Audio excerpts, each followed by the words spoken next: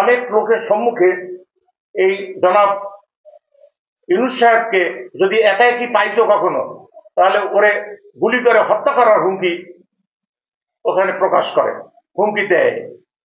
বিশেষ করে এই হুমকিতে এবং তার কমেন্টসে বাংলাদেশের আমাদের অহংকার ডক্টর মোহাম্মদ ইউনূস সাহেবকে এভাবে মন্তব্য করায় আমরা নিন্দা জানাচ্ছি।